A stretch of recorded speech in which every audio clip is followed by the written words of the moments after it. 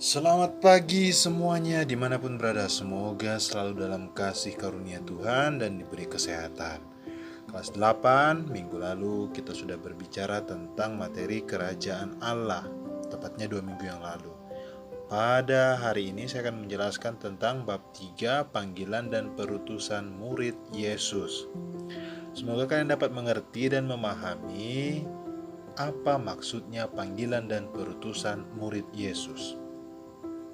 Dalam mewartakan dan menegakkan kerajaan Allah, Yesus pada awal mulanya mengajak orang-orang di sekitarnya. Ia memanggil para murid untuk terlibat dalam tugas yang besar ini. Para murid dipersiapkan dengan sungguh-sungguh oleh Yesus. Mereka mengalami secara langsung bergaul dan hidup bersama dengan Yesus. Mereka melihat sendiri dari dekat cara hidup Yesus. Mereka mendapat pengajaran dan dibekali dengan kekuatan Roh Kudus. Yesus meyakinkan mereka bahwa Ia tidak akan meninggalkan mereka, melainkan akan menyertai mereka sampai akhir zaman. Maka, kita juga akan membahas tentang panggilan para murid Yesus dan cara hidup para murid Yesus. Pengalaman mendapat panggilan dari orang yang memiliki kewibawaan adalah pengalaman yang luar biasa. Itulah yang dialami oleh para murid Yesus. Karena wibawa yang dimiliki oleh Yesus mampu menggerakkan para murid untuk segera menjawab panggilan Yesus secara spontan dan tanpa ragu-ragu, meski harus meninggalkan keluarga maupun pekerjaan mereka. Berikut kita nyanyikan bersama-sama lagu Dengar Dia Panggil Nama Saya untuk memahami makna pengalaman tentang panggilan. Dengar Dia panggil nama saya, dengar Dia panggil namamu, dengar Dia panggil nama saya, juga Dia panggil namamu. Dengar Dia panggil nama saya, dengar Dia panggil namamu, dengar Dia panggil nama saya, juga Dia panggil namamu. Oh giranglah,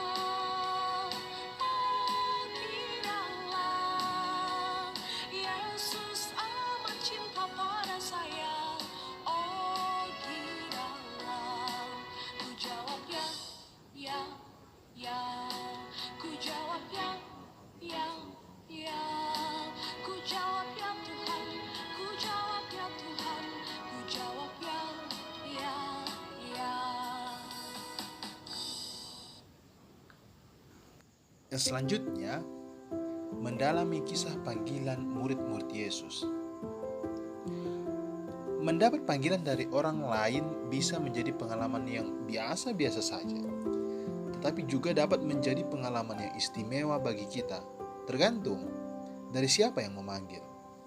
Kalau yang memanggil adalah tokoh-tokoh ternama, orang-orang penting, berwibawa, dan bukan orang yang biasa, maka mungkin pengalaman panggilan itu akan menjadi pengalaman yang istimewa dan luar biasa. Pengalaman yang demikianlah rupanya yang dialami oleh Simon dan Andreas maupun murid-murid Yesus yang lain. Ketika mereka mendapat panggilan dari Yesus tanpa ragu-ragu, mereka mengikuti. Lalu kemudian kita berbicara tentang bagaimana sih cara hidup murid-murid Yesus itu? Dalam kehidupan sehari-hari kita dapat menyaksikan bentuk-bentuk kelompok atau persekutuan yang ada dalam masyarakat. Contoh, punguan, dan lain-lain. Kelompok ini terbentuk karena memiliki visi dan misi yang sama. Ada juga yang terbentuk karena merasa memiliki kepentingan yang sama, atau karena dipersatukan oleh hobi, atau karena klan, marga, dan sebagainya.